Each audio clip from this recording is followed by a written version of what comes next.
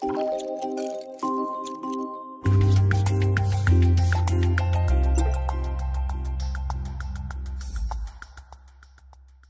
professeur Amoura et merci bien d'avoir accepté de répondre aux questions de la filière pour les patients et pour les professionnels de santé à propos de la vaccination contre la Covid-19 chez les patients atteints de lupus et de syndrome des antiphospholipides, puisque vous êtes le coordonnateur du Centre national sur ces deux grands groupes de pathologies.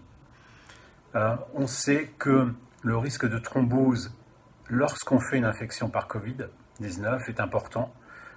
Que ce soit des thromboses veineuses ou artérielles. Les thromboses veineuses, c'est à peu près 15% des patients. Les thromboses artérielles, c'est un peu moins de 4% des patients sur un registre très très large qui a repris les cas de pharmacovigilance. Donc, dans cette situation-là, un patient qui a des antiphospholipides et un lupus, s'il fait un Covid, il est sans doute à sur-risque de thrombose par rapport à la population générale du fait de la présence de ces anticorps antiphospholipides. Y a-t-il des recommandations particulières à apporter aux patients lupiques ou avec antiphospholipides dans cette situation particulière? Comme tu l'as dit, Eric, c'est des situations où si on rajoute des risques thrombotiques à d'autres risques thrombotiques, on a tendance à donner une anticoagulation préventive. On parle bien des malades qui n'ont pas fait d'antécédents thrombotiques, donc avec des antiphospholipides isolés. Et donc on va pouvoir plutôt proposer une anticoagulation préventive haut niveau. Le Venox 0,4, 0,6 ou le Venox 0,4 x 2, quoi. Et bien sûr, il faut pondérer en fonction des autres facteurs de risque, surpoids ou des choses comme ça, quoi. Donc plutôt une recommandation même chez les patients qui restent à domicile?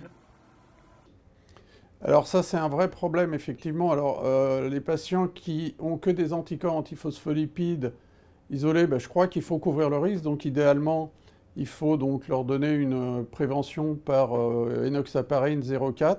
Et effectivement, à domicile, il faut proposer ça. C'est plutôt ce qu'on a tendance à faire. Dans le lupus sans anticorps antiphospholipides, il n'y a pas de recommandation très très claire. Là aussi, c'est fonction du risque thrombotique évalué. Donc s'il y a d'autres facteurs de risque de thrombose, on va avoir tendance à pousser avec une anticoagulation préventive. Si ce n'est pas le cas, on peut essayer de passer le cap de l'infection Covid, quoi. Et le patient qui a un authentique syndrome des antiphospholipides, lui, il a des antécédents thrombotiques. Il est donc anticoagulé. S'il fait un Covid, il n'a pas de sur-risque de faire, malgré l'anticoagulation, un accident thrombotique? Alors nous, on n'en a pas observé de thrombose particulière dans cette situation-là. Et donc, effectivement, comme tu l'as dit, c'est des patients qui sont anticoagulés. Donc, c'est presque une situation simple. Avec le risque quand même que, à cause du Covid, il puisse y avoir une diminution de l'adhésion au traitement par les antivitamines K ou des médicaments susceptibles d'interférer. Donc, il ne faut pas hésiter dans ce cas-là à donner une anticoagulation efficace avec des héparines de bas poids moléculaire. Et vous n'avez pas eu, dans votre expérience de ces 12 derniers mois d'infection Covid, qui ont déclenché des CAPS, des syndromes catastrophiques des antiphospholipides chez des patients traités? Non, j'en ai pas connaissance. Non. Tu veux dire des gens anticoagulés? Qui font un syndrome catastrophique parce que bon, le niveau d'anticoagulation était intermédiaire et le fait d'avoir fait le Covid a précipité la catastrophe. Non, j'ai pas eu connaissance de ce genre de cas, non. Parlons maintenant des accidents thrombotiques liés au vaccin. Il y a un très très bon papier qui a été publié dans l'European Respiratory Journal par l'équipe de David Smadja, qui fait sur des données de base de pharmacovigilance l'évaluation des risques thrombotiques liés au vaccin contre la Covid-19, et il montre qu'il y a un risque thrombotique veineux ou artériel, des thromboses dites classiques ou banales, thromboses veineuses profondes, embolie pulmonaire, parfois des thromboses artérielles, soit coronaires, soit cérébrales, avec un risque qui est vraiment très très faible, et quel que soit le type de vaccin d'ailleurs, qu'il s'agisse d'un vaccin à ARN ou qu'il s'agisse d'un vaccin à virus, à vecteur viral inactivé, à vecteur viral de type AstraZeneca en tout cas, non répliquant, voilà le bon terme. Ce risque est vraiment très faible, il est de l'ordre de 0,20 événements thrombotiques artériels et veineux par million de personnes vaccinées jour. Donc c'est un risque qui existe pour la plupart des vaccins et pour les 3 vaccins contre la Covid-19, pas plus l'un que l'autre d'ailleurs. Du fait de ce surrisque, y a-t-il des recommandations particulières, en général, quel que soit le vaccin proposé aux patients, à transmettre, à donner aux professionnels de santé ou aux patients qui ont des antiphospholipides avec ou sans lupus? Alors, comme tu l'as rappelé fort justement, le surrisque d'événements thrombotiques, il est quand même très très très très faible, hein, avec les différents vaccins contre le Covid. La mortalité de la complication thrombotique, elle n'est pas faible, c'est de l'ordre de 20% à ma connaissance. Ce qui veut dire qu'il y a une espèce d'approche irrationnelle de la part des patients et de la population générale dans l'appréhension de ce risque et qui pose des problèmes en pratique. Donc, nous, ce qu'on a tendance à faire, c'est à ne pas contre-indiquer le vaccin AstraZeneca, qui était censé être celui qui avait le plus de risques thrombotiques chez les patients qui ont un syndrome des anticorps antiphospholipides, puisqu'ils sont anticoagulés.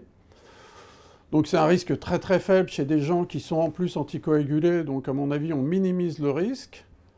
Chez les autres patients, on respecte les indications qui sont les indications essentiellement liées à l'âge.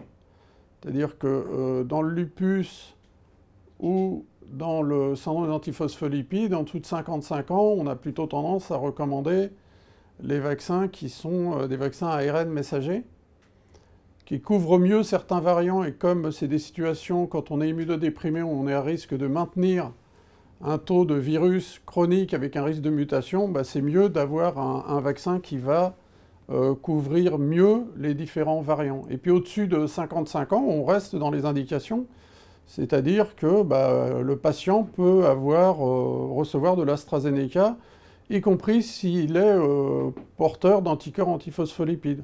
Je rappelle que ces patients, en tout cas dans le cadre du lupus, il est recommandé de les mettre sous aspirine à faible dose. Donc là aussi, il n'y a pas de preuve formelle de l'efficacité, mais on peut considérer que ce mécanisme qui est très très rare, si on a en plus de l'aspirine, il va être exceptionnel, vraiment très exceptionnel. Donc pas de modification par rapport aux recommandations habituelles. Enfin, je ne connais pas d'éléments permettant de dire de manière claire qu'il faut faire différemment que dans la population générale. Le taux de mortalité dont tu parles correspond à une deuxième complication thrombotique qui sont les VITT, les Vaccine Induced Immune Thrombotic Thrombocythemia, qui sont annoncés par la thrombopénie et qui sont là des équivalents de thrombopénie induite par des anticorps antifacteurs plaquettaires 4, qui est donc cette complication immuno-allergique très très particulière des vaccins, particulièrement à vecteur viral non répliquant, donc de type AstraZeneca, de type Johnson & Johnson. Cette complication-là est très très particulière. Elle ressemble aux thrombopénies, aux thromboses induites par l'héparine. Ceux-là sont encore plus exceptionnels, bien plus exceptionnels, mais concernent plutôt donc ces vaccins de ce type, à vecteur viral non répliquant. Pour ce risque-là, qui est vraiment extrêmement faible, est-ce qu'il y a des recommandations particulières à apporter? Je rappelle aussi qu'il y a eu un excellent flash info qui a été fait récemment par Marc Michel sur la description des mécanismes physiopathologiques de cette thrombopénie induite par la vaccination Covid-19. Donc, dans l'hypothèse de ce risque théorique est vraiment faible, est-ce que là, il y a des recommandations particulières à apporter chez les patients qui ont des antiphospholipides avec ou sans lupus? Peut-être sera la même réponse que la question précédente. Oui, oui, tout à fait. À mon avis, syndrome des antiphospholipides, donc malade anticoagulé, le risque, il est, à mon avis, infime. Donc pas de modification du calendrier vaccinal. Et c'est probablement, j'insiste sur le côté probabiliste de la réponse, hein, la même chose avec les porteurs d'anticorps antiphospholipides. Je ne pense pas que ça confère un surrisque majeur de cet événement qui reste, comme tu l'as dit, très très très exceptionnel. Ce d'autant que les patients sont probablement sous aspirine, enfin en tout cas devraient l'être, quoi.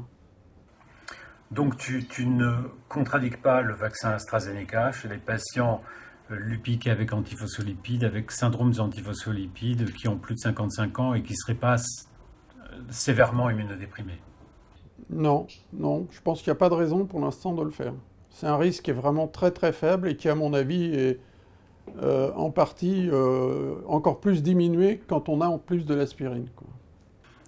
Dans le cas particulier des patients de plus de 55 ans qui seraient alors sous corticoïdes ou immunosuppresseurs, ne penses-tu pas qu'il faut plutôt quand même leur privilégier les vaccins ARN pour leur donner une meilleure chance de protection, puisque la protection est quand même globalement meilleure avec les vaccins ARN pour toute forme. En revanche, bien entendu, pour les différents vaccins que nous avons, ils sont protecteurs des formes graves et de façon très efficace. Alors, les vaccins ARN, c'est sûr qu'ils couvrent mieux les variants sud-africains et brésiliens. Pour le variant anglais, par exemple, c'est à peu près la même chose que les vaccins à vecteurs non réplicatifs. Donc, c'est vrai que quand on est dans une situation d'immunodépression chronique, on n'aime pas que le patient garde une charge virale avec un risque d'apparition de mutation par la suite. C'est d'ailleurs ce qu'on pense qui est à l'origine de l'émergence des variants. C'est des malades qui sont fortement immunodéprimés, plutôt des patients transplantés, qui ont gardé une charge virale avec une mutation sous pression de l'environnement et apparition d'un virus qui avait un avantage et après qui a été transmis notamment à l'entourage.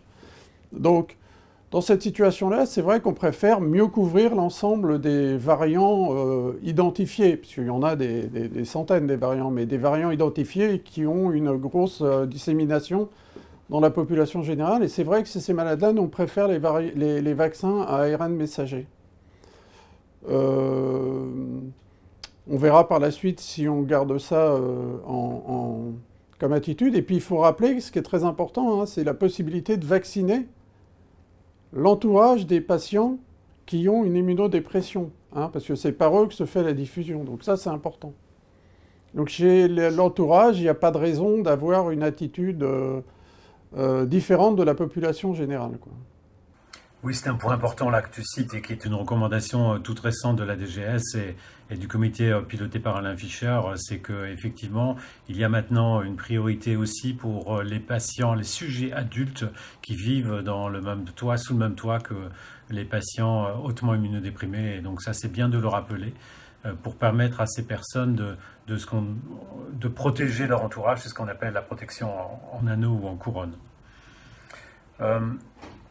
Il y a des patients avec antiphospholipides, avec ou sans lupus, qui ont des thrombopénies. Dans cette situation-là, pas de recommandation particulière pour le choix du vaccin après 55 ans?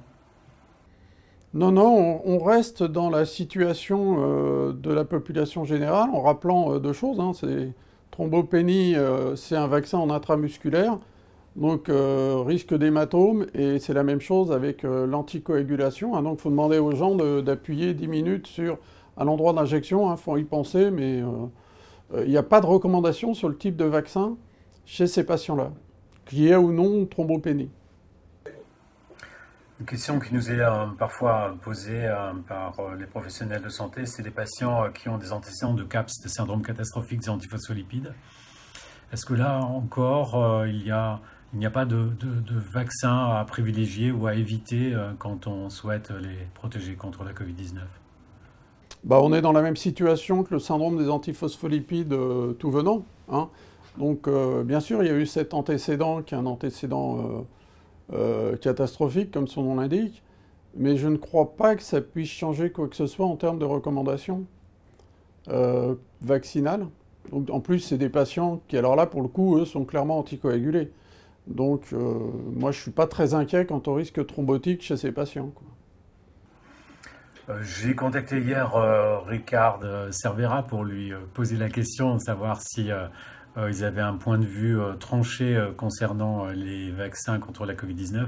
Et il m'a répondu la même chose que toi, hein. C'est qu'il n'y a rien qui contre-indique ou empêche ou qui incite à ne pas conseiller ou recommander le vaccin AstraZeneca chez les patients de plus de 55 ans.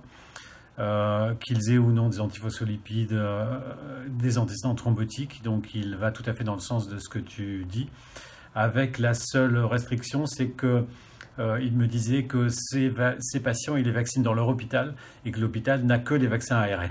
Donc... Oui, mais c'est un point très important que tu mentionnes, Eric. C'est que il vaut mieux être vacciné que pas vacciné, y compris en termes de risque thrombotique. Hein, le risque thrombotique du Covid, il est largement supérieur au risque thrombotique du vaccin.